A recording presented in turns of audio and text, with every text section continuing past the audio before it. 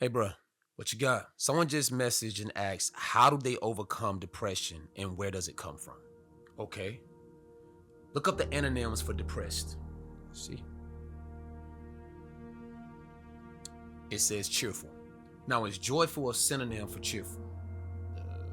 Okay, see.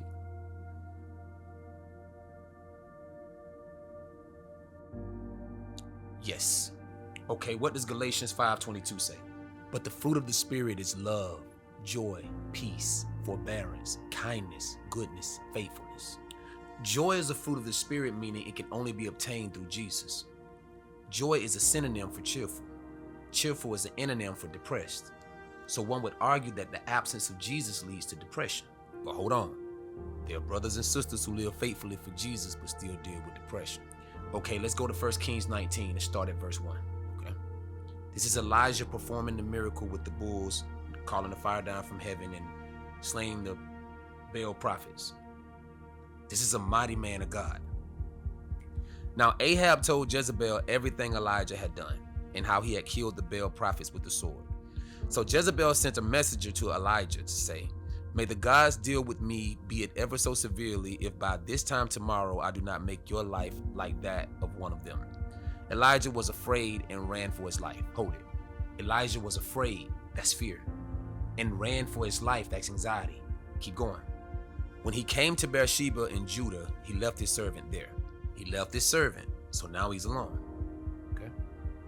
While he himself went on a day's journey into the wilderness. That's exhaustion. Continue. He came to a broom bush, sat down under it, and prayed that he might die.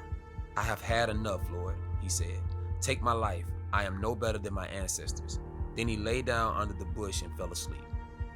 In order to understand how Elijah went from performing a mighty miracle to now wanting to die, we have to look at what led up to it. Because he didn't just arrive there. He feared for his life.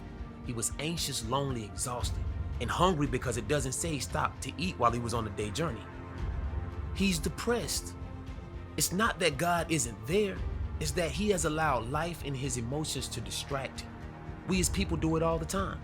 We don't take care of ourselves, we allow our problems to outweigh who God is, then we isolate ourselves, and it leads us to become depressed. We may deal with moments of depression throughout our lives, but joy and hope are found in Jesus. And it's really tough for depression to coexist with that. Let's see how God deals with Elijah. All at once, an angel touched him and said, "Get up and eat." He looked around, and there by his head was some bread baked over hot coals and a jar of water. He ate and drank and then lay down again. Okay. The angel of the Lord came back a second time and touched him and said, "Get up and eat, for the journey is too much for you." So he got up and ate and drank. Strengthened by that food, he traveled 40 days and 40 nights until he reached Horeb, the mountain of God. So a couple of meals and some rest, and the man journeys for 40 days and 40 nights.